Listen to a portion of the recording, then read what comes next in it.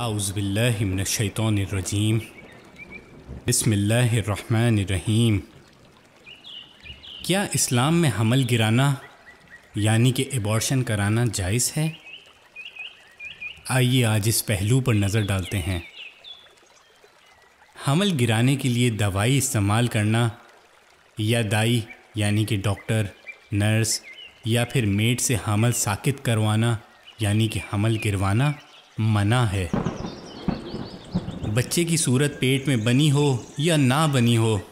دونوں کا حکم ایک ہی ہے۔ ہاں، اگر عذر مجبوری ہو،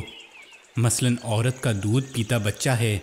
اور باپ کے پاس اتنا پیسہ نہیں کہ دودھ پلانے والی کا انتظام کر سکے، یا پیسہ تو ہے لیکن دودھ پلانے والی ملتی نہیں، اور حمل سے دودھ خشک ہو سکتا ہے یعنی کہ سوکھ جائے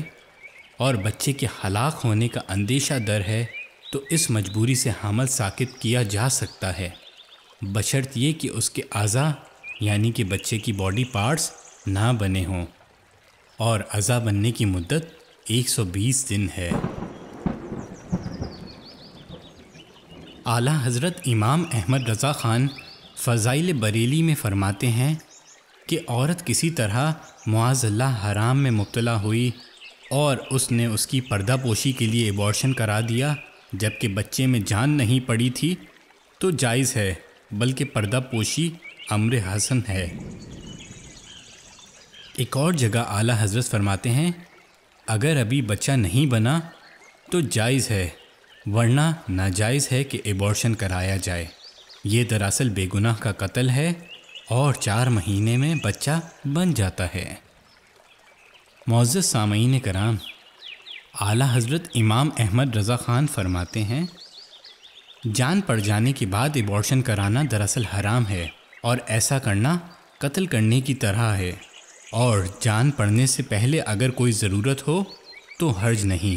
یعنی ایبارشن کروا سکتے ہیں۔ اعلیٰ حضرت مزید فرماتے ہیں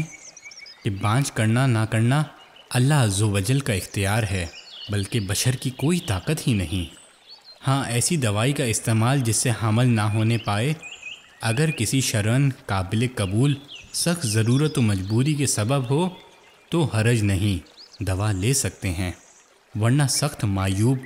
یعنی کہ برا کام اور ناپسندیدہ ہے، اور شرعاً ایسا کرنا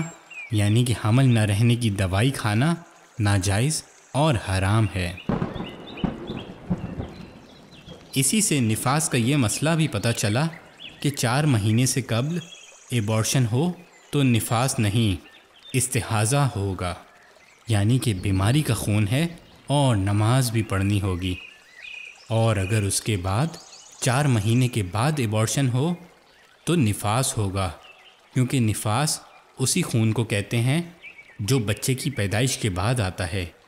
یعنی پیٹ سے باہر آنے کے بعد آتا ہے۔